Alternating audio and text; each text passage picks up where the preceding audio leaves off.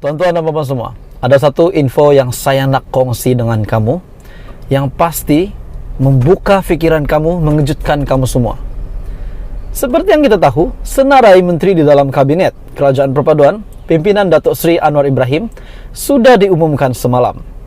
Dan sudah pasti penerimaan kita berbeza-beza. Makin lagi kepada bukan penyokong Datuk Seri Anwar Ibrahim. Tapi aku nak kongsi dengan kamu satu kenyataan fakta dan pertanyaan saya kepada kamu semua. Tapi sebelum saya masuk dalam berita hari ini, saya minta jasa baik kamu untuk tekan butang subscribe supaya kamu boleh bantu saya untuk kembangkan lagi channel saya. Tuan-tuan dan puan semua, ramai yang kata Zahid menjadi timbalan Perdana Menteri adalah satu perkara yang tak baik sebab beliau mempunyai kes mahkamah. Tapi saya nak tanya kamu tuan-tuan dan puan-puan, saya nak tanya kamu satu soalan paling mudah. Kalau Perikatan Nasional yang menang menjadi kerajaan dan membentuk kerajaan perpaduan bersama Barisan Nasional, kamu rasa siapa yang jadi timbalan Perdana Menteri? Itu yang kita kena fikir. Oke, itu pertanyaan saya kepada kamu.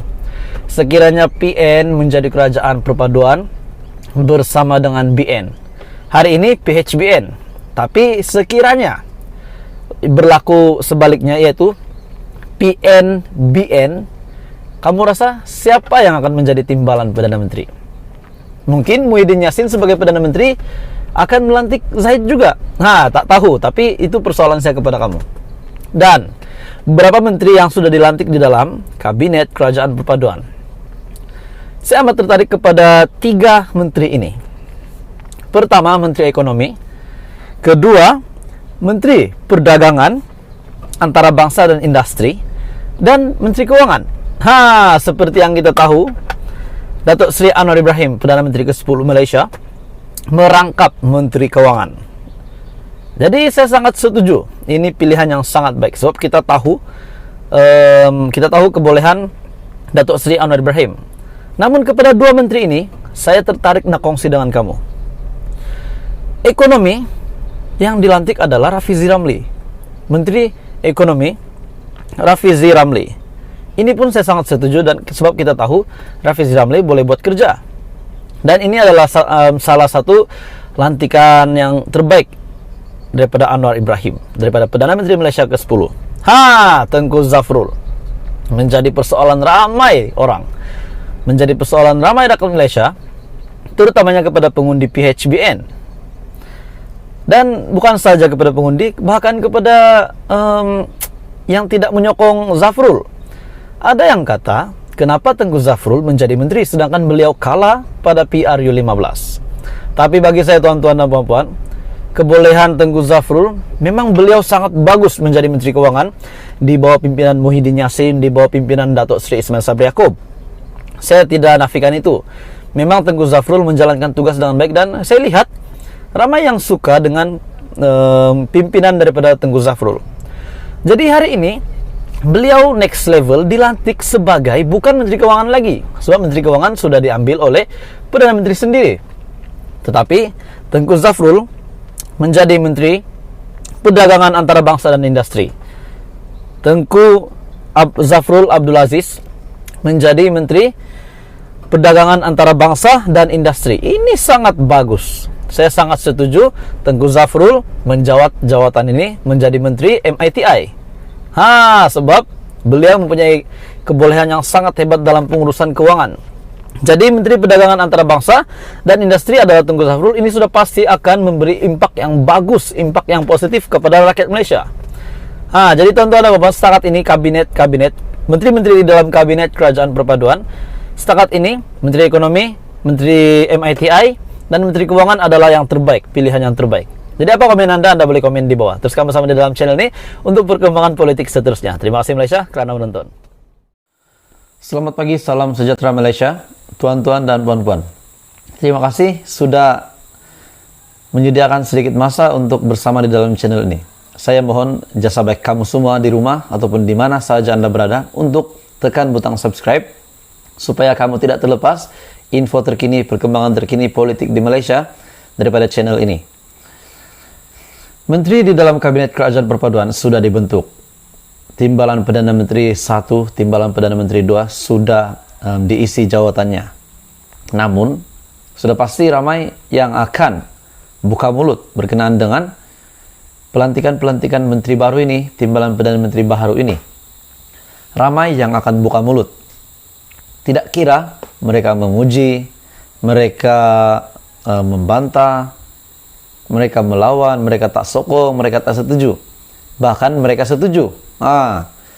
Jadi banyak penerimaan daripada rakyat Malaysia dengan semua menteri-menteri baru, Timbalan Perdana Menteri baru. Dan satu nama yang sangat mengejutkan, Datuk Zaid Hamidi, yang dikabarkan kenapa beliau dilantik, beliau tidak layak. Hari ini daripada agenda Daily. Lantik menteri, ada kes mahkamah. Kerajaan sekarang sudah songsang kenyataan daripada Sanusi. Jadi sudah pasti pembangkang pun akan mencari peluang untuk membangkang, untuk melawan kerajaan. Dengan pelantikan menteri baru, terutamanya Timbalan Perdana Menteri yang dikabarkan, yang mempunyai kes mahkamah, sudah pasti ramai yang tak puas hati. Jadi hari ini, daripada agenda Daily, lantik menteri, ada kes mahkamah. Kerajaan sekarang sudah songsang, menurut Sanusi. Kerajaan PHBN yang dibentuk sekarang disifatkan sebagai luar tabi'i kerana menipu rakyat dan melanggar prinsip demi semata-mata mahu berkuasa, kata Datuk Seri Muhammad Sanusi Muhammad Noor. Pengarah pilihan raya PAS itu membidas kerajaan. Perdana Menteri Datuk Seri Anwar Ibrahim ketika ini yang sedang ditadbir secara songsang kerana melantik individu yang berdepan kes mahkamah sebagai menteri. Malah dilantik memegang jawatan kedua tertinggi dalam kerajaan. Tidak lain dan tidak bukan, yang dinyatakan ini adalah Zaid Hamidi, pengerusi Barisan Nasional. Katanya, saya nak tunjukkan bahawa negara ini yang sedang bergerak songsang dalam bidang politik mesti diperbetul. Kerajaan yang dibentuk itu bertentangan dengan aspirasi dan kehendak rakyat Malaysia. Katanya dalam ceramah semasa kempen di Padang Serai semalam. Sanusi juga berkata, kerajaan PHBN yang memerintah negara ketika ini tidak memenuhi aspirasi keseluruhan rakyat yang menuntut sebuah kerajaan yang bersih dan stabil. Tsunami yang melanda ini yang patut difahami oleh semua orang, daripada budak sampai ke orang tua, ialah tsunami Melayu. Tsunami hendak kepada kerajaan bersih, kerajaan stabil, prihatin, dan bukan kerajaan kleptokrasi berpakat dengan menubuhkan kerajaan. Kerajaan ini kerajaan luar tabi'i menurutnya lagi. Tegasnya lagi, kerajaan yang sedang memerintah negara ini pada hari ini, ketika ini, mengecewakan semua hasrat dan cita-cita rakyat yang mahu melihat perubahan dapat dilakukan. Tetapi sebaliknya, negara kembali menjadi seperti sebelum ini yang ditadbir oleh kumpulan perasuah.